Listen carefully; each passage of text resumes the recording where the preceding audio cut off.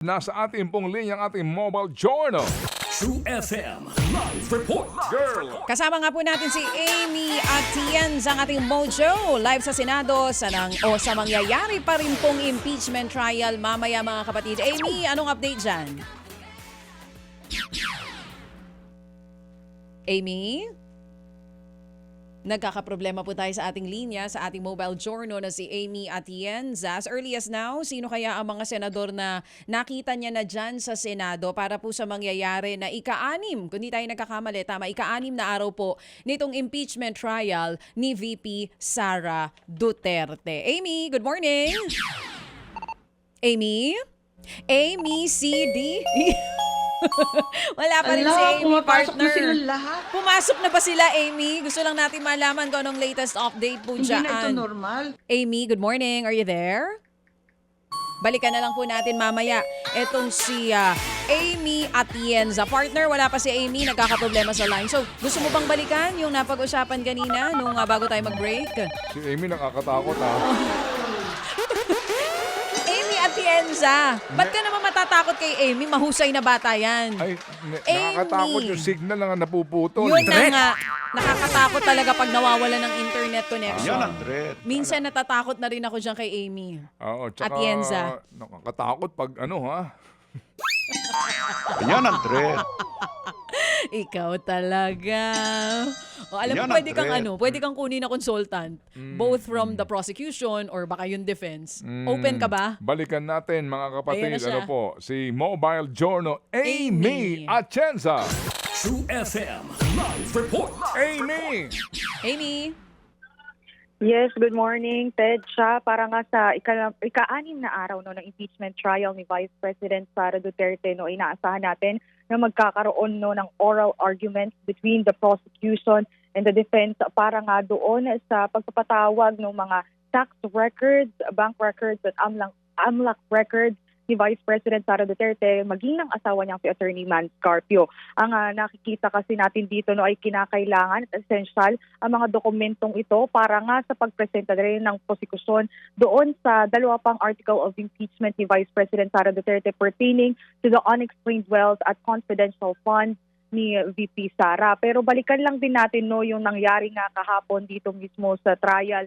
Naging mahaba yung cross-examination na ginawa ng depensa pagdating dito kay NBI Regional Director Attorney Jeremy Lotto kung saan talagang pinupunto dito no kung ano nga ba yung naging proseso din ng investigasyon mismo ng NBI pagdating doon sa grave threats na ibinigay ni VP Sara laban nga kay Pangulong Bongbong Marcos, First Lady Liza Marcos at House Speaker Martin Romualdez. Pero ang tinutumbok naman dito ng prosekusyon ay talagang hindi naman daw, wala naman daw epekto yung mga nasasabi rin na typographical errors doon sa pagbabanta mismo ni VP Sara laban nga sa gobyerno. Kaya nakita ito ng prosekusyon no, na sufficient na para nga hindi na ipatawag din si Attorney Zulaika Lopez at si Captain Belinda Bello para pa rin sa nasabing article of impeachment sa grave threats and destabilization. So inaabangan na lang din natin no ay ang possible na pagtetestigo din ni NBI Director Melvin Matibag. Yan ay sa July 20 sa Monday at susunod na siguro niyan no pag wala ng witness na nais ipatawag at ipresenta itong prosekusyon ay magpapatuloy na sila sa susunod na article of impeachment na nais nilang talakayin, which is yung Article 1 doon nga sa confidential funds ni Vice President Sara Duterte. I may, ito lang, just to remind you, sa aming interview kay Attorney Tolosa, meron silang surprise witness, no? Na ihaharap. And inamin niya sa amin, meron silang isang psychiatrist na pwedeng ipatawag. Kasi nga, para sarhan tong artikulong ito, they have to establish that the Vice President betrayed public trust. No, sa anong kaparaanan, hindi nga kasi maituturing na high crime yung grave threats at inciting to sedition as as manifested by the defense. So, yun yata yung kanilang huli dito kaya malamang yan ang ating na dapat abangan. Mamaya kapag nag-press con sila, tanungin mo sila kaya. I may kung Kailan na ba yung sinasabi nila na psychiatrist para doon sa assessment sa state of mind ng nasasakdal? Yes, Ted, kung makikita din naman kasi natin no yung pre-trial order nga na nilabas bago magkaroon nitong impeachment trial no. Ayan, nakita natin na meron pa dong ilan sa lista ng prosekusyon na possible witness yung sa psychiatrist nga. Bukod pa dyan, may nabasa rin tayo no doon sa pre-trial order na sinasabing possible din na mag-summon sila or magsubpoena ng isa sa mga miyembro ng pamilya nung nakatanggap nga ng threat ni VP Sara.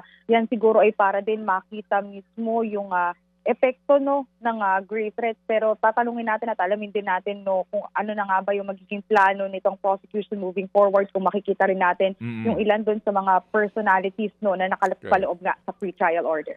Thank you. So salamat na marami sa iyong update at mamaya haba-habaan mo ang iyong pasensya kasi matinding bakbakan ito doon sa oral arguments concerning the bank records at ilang pang dokumento. Salamat, Amy. Amy.